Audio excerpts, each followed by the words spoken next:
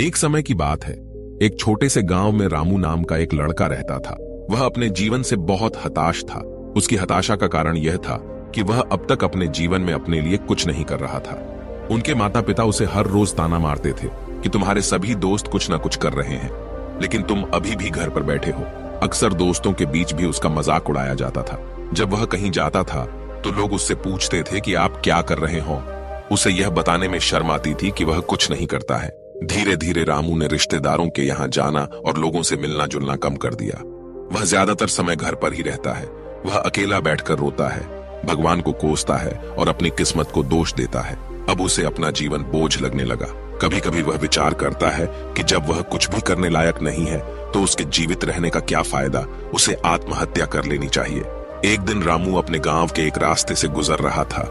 तभी उसने एक महात्मा को एक पेड़ के नीचे बैठे हुए लोगों की भीड़ में दुखों पर उपदेश देते देखा। वह भी उसी भीड़ में सबसे पीछे बैठ गया और महात्मा के प्रवचन सुनने लगा। महात्मा कह रहे थे कि दुख एक गुरु की तरह होता है, जो हमें जीवन की सच्चाई दिखाता है और हमें जीने का सही तरीका सिखाता है।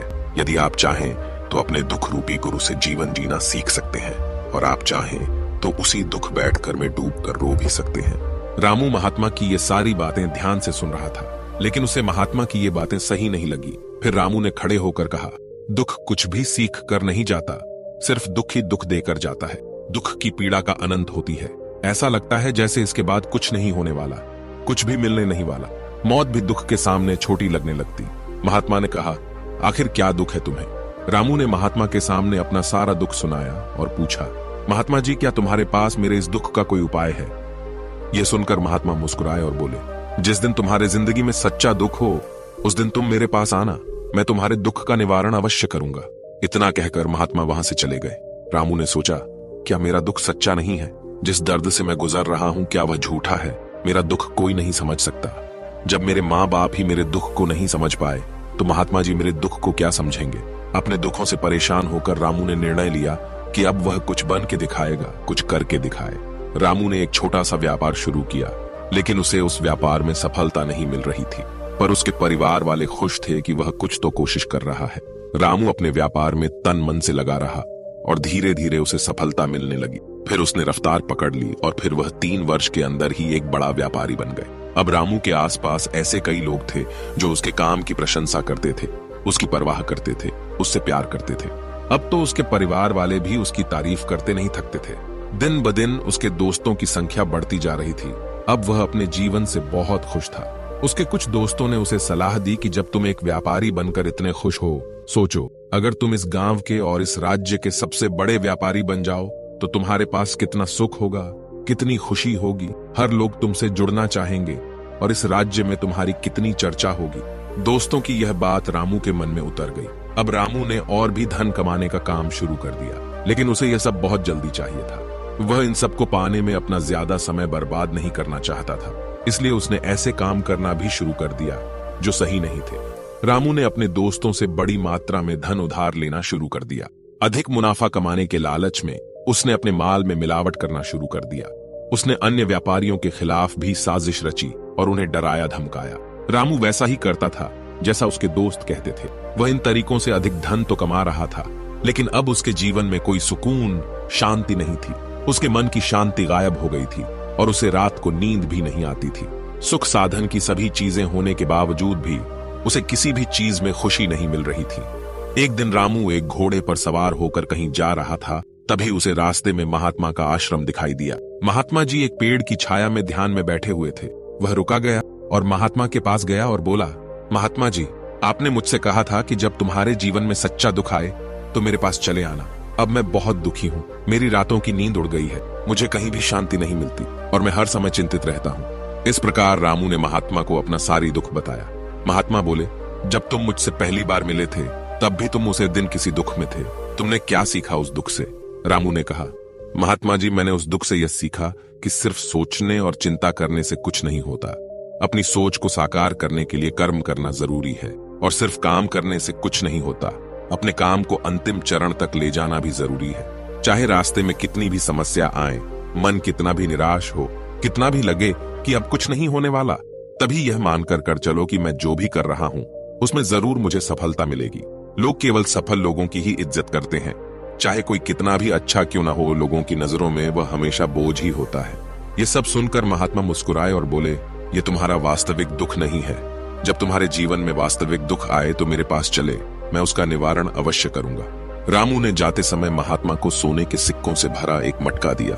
मटके को देखकर महात्मा ने कहा, यह मेरे किसी काम का नहीं है। मटके को उस पेड़ के नीचे गड्ढा खोदकर गाड़ दो। महात्मा के कहे अनुसार रामू ने मटके को पेड़ के नीचे गड्ढा खोदकर गाड़ दिया और वहां से चला गया। कुछ दिनों तक तो व्यापार अच्छा चल रहा था, लेकिन व्यापार के गलत तरीके के कारण धीरे धीरे उसे व्यापार में घाटा होने लगा। उसकी सारी संपत्ति धीरे धीरे खत्म होने लगी और एक दिन ऐसा आया जब उसके पास कुछ भी नहीं बचा और वह कर्ज के में बुरी तरह से डूब गया। लेकिन वह निश्चिंत था, क्योंकि उसने अपना सारा कर्ज अपने दोस्तों से ले लिया था। उसने सोचा लिया था कि उसके दोस्त बुरे समय में उसका साथ देंगे, लेकिन ऐसा कुछ नहीं हुआ। बुरा वक्त आते ही उसके दोस्त सबसे पहले उससे अपना उधार मांगना शुरू किया। कर्ज वापस न लौट आने पर उसे जान से मारने की धमकी भी दी। उसके सभी शुभचिंतकों और प्रियजनों ने उससे मुंह मोड़ लिया। उसके दोस्त जो उसके साथ मौज मस्ती करते थे, अब उससे दूर होने लगे। उसके परिवार वाले उसकी कमियां और गलतियां गिनाने लगे। उसकी सारी धन संपत्ति नीलाम हो गई और उसके पास कुछ भी नहीं बचा था। रामू ने अपने पिता से सहायता मांगी तो पिता ने कहा, मेरे पास ये थोड़ी सा ही धन बचा है।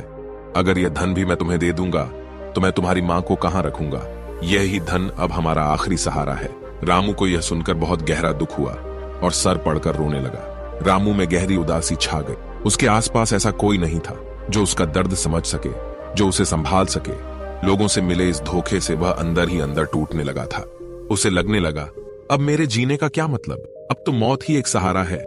रामू समझ नहीं पा रहा था कि अब वह क्या करे, कहां जाए, किसी से सहायता मांगे। उसे कुछ समझ नहीं आ रहा था। अब वह आत्महत्या करने के लिए एक पहाड़ी ओर जा रहा था। तभी उसे याद आया कि महात्मा ने उससे कहा था, जब तुम्हारे जीवन में कोई वास्तविक दुख आए तो मेरे पास चले आना। रामू रोते हुए महात्मा के पास गया और महात्मा को अपनी सारी समस्या बताई। उसने रोते हुए महात्मा से कहा, मेरे इस दुख का निवारण कीजिए महात्मा जी। महात्मा ने कहा, जब तुम्हें जीवन में वास्तविक दुख हो तो मेरे पास आना, मैं उस दुख का निवारण अवश्य करूंगा। रामू ने कहा, महात्मा जी, आखिर इस समय मेरे जीवन में जो घट रहा है, क्या वह दुख नहीं है? आखिर वास्तविक दुख होता क्या है? महात्मा ने कहा, सबसे पहले आप मुझे यह बताओ कि तुमने अपने कष्टों से क्या सीखा। रामू ने कहा, महात्मा जी, मैंने अपने कष्टों से यह सीखा कि जो लोग हमारी तरक्की और सफलता के कारण हमारे जीवन में आते हैं, वे निश्चित रूप से हमें धोखा देते हैं, क्योंकि वे हमारे बुरे समय में हमारा साथ नहीं देते। वो केवल हमारे अच्छे समय में हमारा फायदा उठाते हैं और हमारे बुरे वक्त में हमारा साथ छोड़ देते हैं। भरोसा उन्हीं लोगों पर करो जो हमारे बुरे समय में हमारा साथ दे। लेकिन ऐसे लोग बहुत कम देखने को मिलते हैं, पर ऐसे जिनके पास होते हैं उन्हें उनकी कद्र करनी चाहिए, उनका अपमान नहीं करना चाहिए। महात्मा जी, मैंने यह भी सीखा कि कभी भी किसी के खिलाफ साजिश नहीं रचना चाहिए। अपना हर काम ईमानदारी और धैर्य के साथ करना चाहिए और कभी भी ज्यादा लालच नहीं करना चाहिए। रामू ने अपने सारे दुख और अनुभव सुनाने के बाद रामू आंखों में आंसू भरकर रोते हुए महात्मा के सामने रह रहा। कुछ देर बाद महात्मा उठे और उस पेड़ के पास गए जिस पेड़ के नीचे रामू ने धन से भरा का मटका गड्ढा खोदकर दबाया था। महात्मा ने उस धन से भरे मटके को गड्ढा खोदकर बाहर निकाल और रामू को दे दिया और कहा, जब तुम्हारे जीवन में वास्तविक दुख आए तो मेरे पास चले आना। रामू ने महात्मा को धन्यवाद दिया और उन्हें प्रणाम करके वहां से चला गया। उसने उस धन से एक छोटा सा व्यापार शुरू किया। अब रामू छोटा सा व्यापारी बनकर भी खुश था। उसने अपनी ईमानदारी और पूरी लगन के साथ व्यापार किया और जल्द ही वह अपने शहर का फिर एक बड़ा व्यापारी बन गया। फिर से उसका जीवन खुशियों और सुविधाओं से भर गया। लेकिन कोई कितना भी अच्छा क्यों ना हो और कितना भी अच्छा काम करता हो, दान पुण्य करता हो, लोगों की मदद करता हो, लेकिन जीवन में दुख तो आता ही है। तो रामू के जीवन में भी दुख आया। अपने माता पिता की मौत के रूप में वह दोनों एक ही दिन मृत्यु को प्राप्त हुए थे। रामू अपने माता पिता से बहुत प्यार करता था, इसलिए उनकी मृत्यु से रामू को बहुत दुख हुआ। वह अपने माता पिता के शव को श्मशान ले गया, वहां उनका अंतिम संस्कार किया और उसने अपने माता पिता के शव जलते हुए देखा तो उसका मन बेचैन हो गया। उसके मन में कई तरह के प्रश्न उठने लगे। वह घर वापस लौट आया तो उसने अपने माता पिता के घर और संपत्ति की ओर देखा, जिसके लिए उसके पिता हमेशा लड़ते रहे। आज वह वीरान पड़ी है। आज इसकी देखरेख करने वाले, इसको संभालने वाले इस दुनिया से ही चले गए। उसके पिता ने जो भी कमाया था, जो भी बनाया था, आज वह यही धरा का धरा रह गया। एक दिन पहले तक उसके पिता अपनी संपत्ति के लिए किसी से भी लड़ते रहते थे। आज वह खुद इस दुनिया से चले गए। ऐसे कई विचारों का बवंडर रामू के दिमाग में चल रहा था। वह अंदर से अकेला और डरा हुआ महसूस कर रहा था। उसे खालीपन का एहसास हो रहा था। उसे लगा कि कुछ तो है जो वह समझ नहीं पा रहा है। इसलिए वह महात्मा के पास गया। उसे देखते ही महात्मा ने कहा, क्या जीवन में कोई दुख है? रामू ने कहा, महात्मा जी, वैसे तो जीवन में कोई दुख नहीं है, सब कुछ ठीक है, सब अच्छा चल रहा है, लेकिन आज मेरे माता पिता की मृत्यु हो गई है और इस घटना से मेरा मन बेहद दुखी है और बेचैन है। महात्मा ने कहा, इसमें दुखी होने की क्या बात है? एक दिन सभी के प्रियजनों को मरना ही है। न कोई जीवित रहा है और न कभी जीवित रहेगा। एक दिन तो तुम्हें भी मरना है। हो सकता है तुम कल ही मर जाओ या तुम आज भी मर सकते हो। रामू ने कहा, महात्मा जी, ये आप क्या कह रहे हैं? मैं भी मर जाऊंगा, लेकिन मैं अभी जवान हूँ। महात्मा ने कहा, हर कोई इस भ्रम में जी रहा है कि मौत केवल दूसरों को आती है, बूढ़े लोगों को आती है, लेकिन जवान बूढ़ों से पहले मर जाते हैं, बच्चे मर जाते हैं। मृत्यु का किसी की उम्र से कोई ताल्लुका नहीं, मृत्यु सभी को आती है। महात्मा की ये बात रामू के दिमाग में घुस गई और वह चुपचाप वहां से चला गया, लेकिन उसका मन अभी भी बेचैन था। वह खालीपन महसूस कर रहा था। वह सारा दिन अपने बारे में ही सोचता रहा कि वह कौन है, इस दुनिया में किस लिए आया, जीवन चीजों का उपभोग करना और मरना ही क्या जीवन का लक्ष्य है। ऐसे कई तरह के सवाल उसके मन में लगातार उठ रहे थे, लेकिन उसे अपने किसी भी प्रश्न का उत्तर नहीं मिल पा रहा था और उसका दुख दिन ब दिन बढ़ता ही जा रहा था। इसीलिए फिर से वह कुछ दिनों के बाद महात्मा के पास पहुंचा और बोला, महात्मा जी, मैं बहुत दुखी हूँ, क्योंकि मैं यह नहीं जान पा रहा हूँ कि मैं कौन हूँ और मैं इस संसार में क्यों आया हूँ। यह सुनकर महात्मा मुस्कुराए और बोले, आज तुम्हारे जीवन में पहली बार वास्तविक दुख उत्पन्न हुआ है। यही तो वास्तव में असली दुख है कि हम नहीं जानते कि हम कौन हैं, क्यों आए हैं, क्या करना है, कैसे करना है। रामू ने कहा, महात्मा जी, मेरे इस दुख का निवारण कीजिए। महात्मा ने कहा, हम सभी लोग जीवन भर क्या इकट्ठा करते रहते हैं? रामू ने कहा, महात्मा जी, हम सभी लोग जीवन भर मान सम्मान, धन संपत्ति, परिवार, प्रतिष्ठा, मित्र, शत्रु आदि का संग्रह करते रहते हैं। महात्मा ने पूछा, क्या एकत्र की गई इन चीजों में से हम कुछ भी चीज हम अपने साथ ले जा सकते हैं? रामू ने कहा, नहीं महात्मा जी, इसमें से साथ कुछ नहीं जाएगा। मेरे माता पिता के साथ भी कुछ नहीं गया, सब यहीं धारा का धारा रह गया। घर, परिवार, संपत्ति, सब कुछ यहीं धारा का धारा रह गया। महात्मा ने कहा, अब मेरी बात ध्यान से सुनो। इस संसार में हमें जो संग्रह करना चाहिए वह तो हम कभी संग्रह करते नहीं। चीजें हमारे सामने ही होती हैं, लेकिन हम उन्हें देखने का प्रयास ही नहीं करते, उन्हें देखने की कोशिश नहीं करते हैं। इस दुनिया में हमें जिस चीज को एकत्रित करना है वह हम खुद, हमें केवल अपने आप को इकट्ठा करना है, ताकि जब मृत्यु हो हम एक हो सके और खुद को पहचानने में सक्षम हो सकें।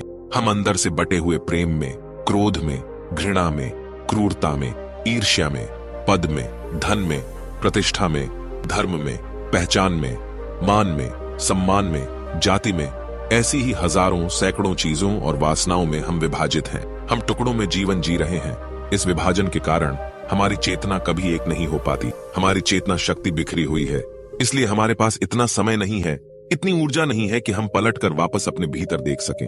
असल में लोग धन, सम्मान और सुख सुविधाओं की कमी को दुख समझते हैं और जीवन भर उसे दुख समझकर रोते रहते हैं और उनका समाधान खोजने की कोशिश करते रहते हैं। उन्हें कभी भी उसका समाधान नहीं मिल पाता, क्योंकि जिसे लोग दुख समझते हैं वह वास्तविक दुख नहीं है। वह तो सिर्फ आदमी की इच्छा है, उसकी चाहत है, जिसकी पूर्ति कभी नहीं होती।